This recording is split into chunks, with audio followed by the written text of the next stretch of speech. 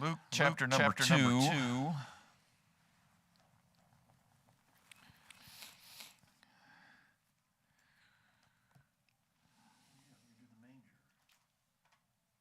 Not the manger. Oh, you're not going to? Okay.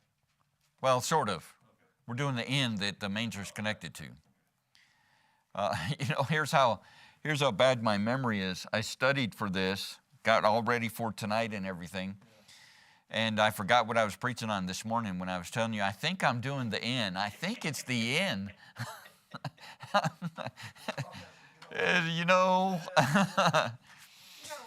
All right, so Luke chapter 2, and we'll start in verse number 1. We're going to read verses 1 through 7. And it says, "And it came to pass in those days that there went out a decree from Caesar Augustus that all the world should be taxed. And this taxing was first made when Cyrenius was governor of Syria. And all went to be taxed, every one to his own city. And Joseph also went up from Galilee out of the city of Nazareth unto Judea, unto the city of David, which is called Bethlehem, because he was of the house and lineage of David, to be taxed with Mary his espoused wife, being great with child. And so it was, that while they were there, the days were accomplished that she should be delivered. And she brought forth her firstborn son, and wrapped him in swaddling clothes, and laid him in a manger, because there was no room for them in the inn." And so we'll be looking, tonight we'll be focusing on the inn.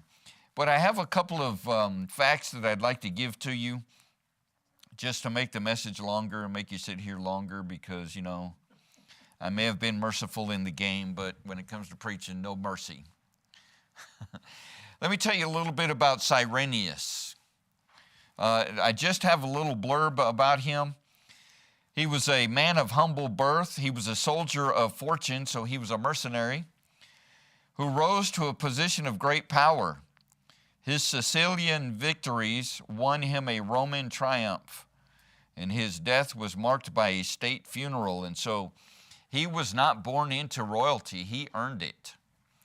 And in Rome, back in that day, there were several ways that you could become a Roman citizen. And we see it with Paul as well. Paul was born into it. The captain of the guard that was guarding Paul bought it, and this man, Cyrenius, earned it through his service in the army. And so several ways that you could do that. The Roman triumph is actually an award, and it gave him the ability. And so that's how Cyrenius ended up being the governor there. And then if you drop down to verse number 4, it says, "And Joseph also went up from Galilee out of the city of Nazareth unto Judea, unto the city of David, which is called Bethlehem, because he was of the house and lineage of David." And so he had to leave from Galilee, the city of Nazareth, to go to Bethlehem. And we think of poor Mary, right? Having to travel, being 19 months pregnant. I mean, she was almost at the point of birth, of giving birth. But it was a 3-day journey. So she was 3 days on the backside of a donkey.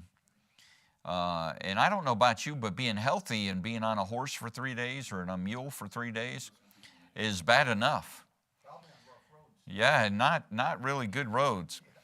But 3 days traveling. So that's the distance that they had to travel. And then, of course, in verse number 7, we see that she gives birth to Jesus in the manger. And it talks about there was no room for them at the inn. And boy, when the innkeeper looks back on this day, you think he looks back with a little bit of, oops, I had the creator of the universe, right there. And I said, you can go give birth in the stable. Actually, I believe he was doing a kindness. Yeah, I agree. Because the inn, the majority of the time in an inn, it would be a great room like this, and you would get a bedroll, and you would just find a space, and that's where you would sleep in a room like this. It's not like going to, Motel 6 and they're leaving the light on for you and you have your own bed and your own bedroom and your own bathroom. It was a great room, and you just got a spot on the floor. So there would be a lot of people? There were a lot of people there. There was no room. And, thinking of this woman at the point of giving birth, it was a kindness for him to give her the horse stall or the manger for privacy's sake. Now, having looked back on it, this innkeeper had his own room. And looking back on it, maybe after death or something, you'd been like, oh, maybe I should have gave my room to this woman who was giving birth to God in the flesh. But this inn, I mentioned this morning, it goes all the way back to David's time.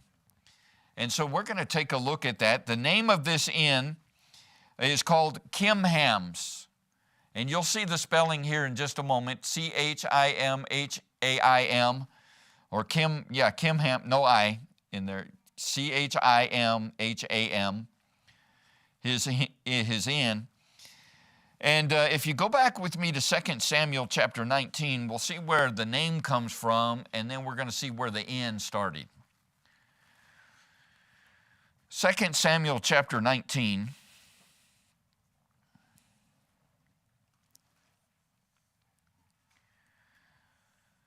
Second Samuel chapter 19, and we'll pick it up in verse 31.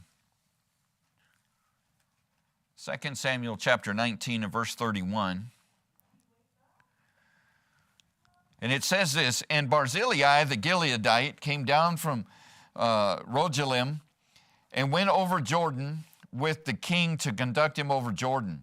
Now Barzillai was a very aged man, even 80 years old, and he had provided the king of sustenance while he lay at Mahanaim, for he was a very great man. Now this is when David is leaving Jerusalem because of Absalom. And verse 33, and the king said unto Barzillai, come thou over with me, and I will feed thee with me in Jerusalem. And Barzillai said unto the king, how long have I to live that I should go up with the king unto Jerusalem? David's going back to Jerusalem after Absalom. I am this day 80 years old, and can discern between good and evil. And can I discern between good and evil? Can thy servant taste what I eat or what I drink? Can I hear any more the voice of singing men and singing women?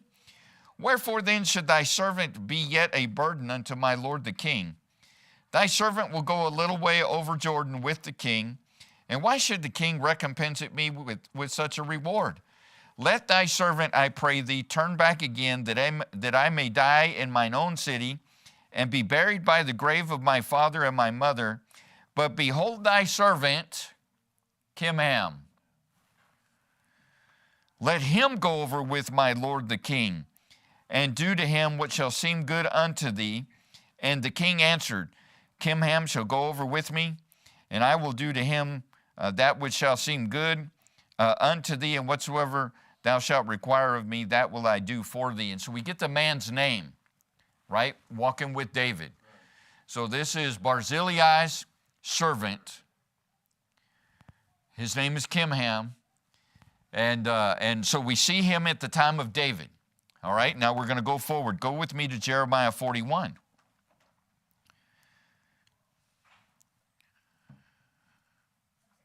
This man sets up a habitation. He sets up a habitation, and we find that it's the inn. Look with me in Jeremiah chapter 41 and verse number 17. Jeremiah 41 and verse 17. It says, and they departed and dwelt in the habitation of Chimham, which is by Bethlehem. Where was it that Joseph and Mary were going? Bethlehem. Yeah. to go to enter into Egypt. And so we see this Kimham has this habitation by Bethlehem. Right. And goes all the way back to a servant of David. Yeah, right. Right? So the younger servant of the older servant of David. And as a reward, David gives this man this area where he builds his inn, and we see it again in Jeremiah. And so, again, Kimham is with David. We see him mentioned again in Jeremiah, and it's in the right place. It's in the right place, and if you search it out, many theologians believe that Kimham's inn is the inn that Joseph and Mary ended up in. And so it's probably passed down from family member to family member. So this man that was running it at the time of the birth of Jesus was probably the great-great-great-great-great-grandson of the servant of David.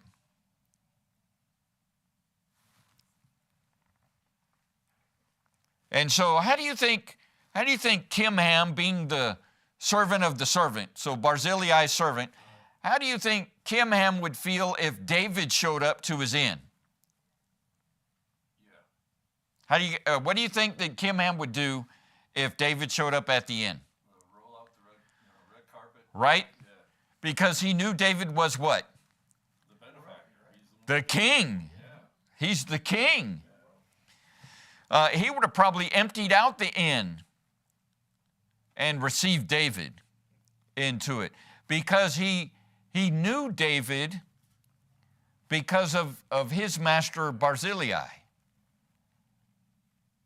Right? So if David showed up at Kimham's inn while Kimham was there, again, what would he do? Well, he'd roll out the red carpet, like you guys said. What do you think a family member would do if they knew that the great-great-great-great-grandson of David was about to show up at his inn? What do you think he would do? Do you think that the servants, or I'm sorry, not the servants, do you think Kimham's family would tell the story on how they got the inn? Oh, you know it. From one generation to the next generation to the next generation? Do you think that they would pass that story down? Oh, let me tell you what, I was walking with King David, and my master Barzillai was talking to King David, and Barzillai mentioned to King David about us and about our great-great-great-great-grandfather Kimham, and King David gave us this land, and we built this place in this land that he gave to us. You think that was passed down? It absolutely was. And so if a family member, a descendant of Kimham, knew that a descendant of David was coming, what do you think would happen? I think there would be at least a blue carpet that was rolled out for him. Find some room someplace. Something like that. But had the innkeeper known, he would have probably done something different. But again, I'm not knocking the innkeeper. I believe he did a kindness to Joseph and especially to Mary, giving them a private place. But he should have emptied out the inn. Right? Yeah. He should have at the very least gave up his private room, because both Joseph and Mary were descendants of David. Right? We read that. They're of the lineage of David. We need to be careful, and I'm going to bring this to us. We need to be careful, especially in a church setting, on who we accept and who we reject when they come in the front doors of our church.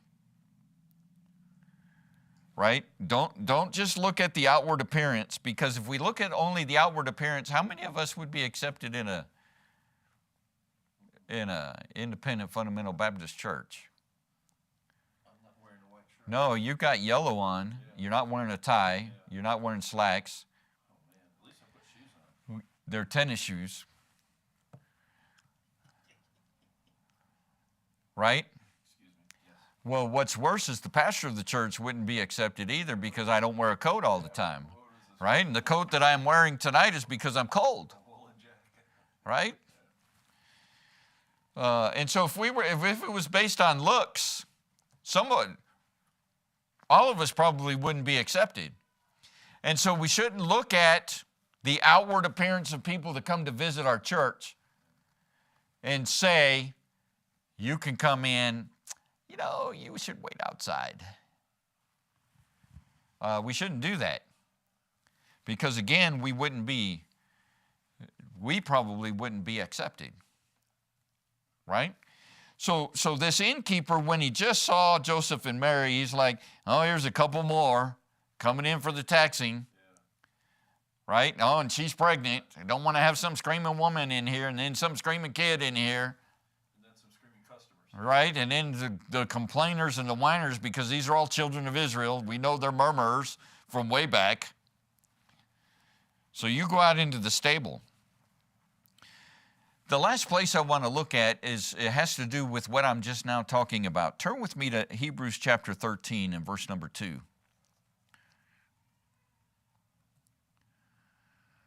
We ought to not judge by the outward appearance.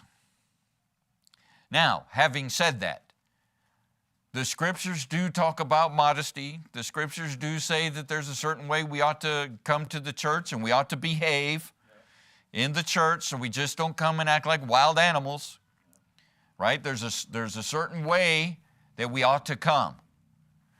But if we have visitors coming in, they don't fall under the same standards that I might expect you guys to fall under, right? Hebrews chapter 13 and verse 2, Be not forgetful to entertain strangers, for thereby some have entertained angels unawares. Do you think an angel is always going to come in looking like an angel? Like a seraphim or cherubim. Yeah, like a seraphim. Do you think they're always going to come in nice looking? I've mentioned this before years and years ago. We had a young man show up at our church, and when I saw him, and I'm guilty, when I saw him, I was like, I don't want him in our church. But then he tugged at the heartstrings of my wife, because she got the motherly thing going. And she's like, no, we need to take care of him. And I was like, yeah, you're right. We need to take care of him. Whatever he needs, we're going to do for him. So we gave him a case of water. He found out he was living in his car, and he couldn't get his car moving. We couldn't get it started. So a couple of us went out there and worked on his car, got his car running. We filled it up with gas. He came to our church for several weeks. Every time that he came in, we were trying to help him out. We gave him food gift cards. I mean, we were trying to take care of this young man until he could get on his feet, because, he had a job that he had to wait to start and all these things. So we were trying to help him out. And as quickly as he came to the church, that quickly he left. And I'm always reminded of that young man when I read this verse, because it was weird how he showed up and it was weird how he left. He just showed up, and he was in our building on Broadway. He was parked in the parking lot facing McDonald's, so he was kind of that far back, facing towards McDonald's. And he was there, for several weeks, parked in the same spot. We could see his car. Every time we came to church, he was coming to church. We'd see his car parked out there. We'd see him. Every time we saw him, do you need anything? Can we help you with anything? What you need? He's like, no, I ate last week. And we're like, no, we're going to take care of you. And then one day we came to church and poof, he was gone. and haven't heard back from him since then. And I always wonder, Did you entertain an angel unaware? I always wonder if that wasn't a test. I always wonder if that wasn't an angel that God sent to us, and we were entertaining one, didn't even know it. Lord willing, we passed the test. Still don't know. I'll find out when I get to heaven. I know my attitude, at the beginning was I wasn't going to make that test. But because of the wisdom of my wife, then we turned around and then we just went all in trying to help this young man, help him out. That innkeeper, he wasn't just entertaining an angel. Who was he entertaining? The creator of the universe. So we need to be careful. And like I said, especially in the church setting. Let's bring it to today, especially in our church setting.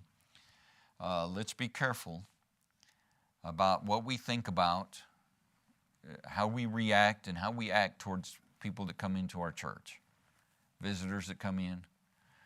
I think the other day, didn't we have a homeless person coming in? Yeah, it was 2 or 3 Sunday nights ago, and Just asking for food. asking for food, and I wasn't even aware that we had a food pantry.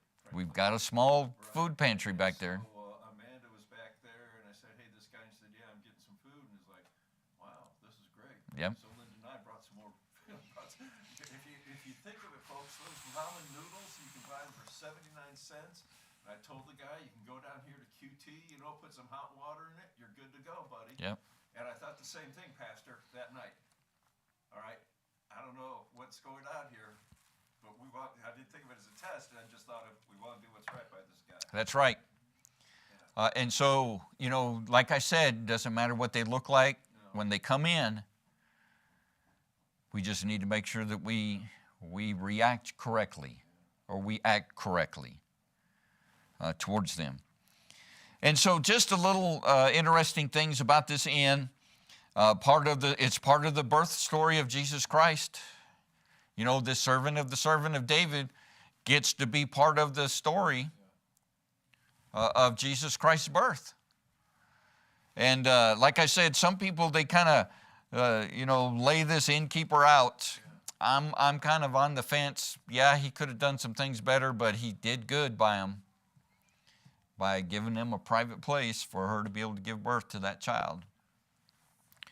And so, again, just some interesting things about around the birth of Christ and this inn, and just that little challenge for us at the Christmas time. Again, we get running around and we forget that there's people, right? And the only time we think of people is this person's in my way.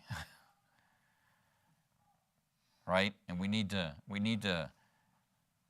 remember that, hey, maybe that might be an angel in front of us. And we need to be careful how we entertain. All right, questions, comments about anything we talked about?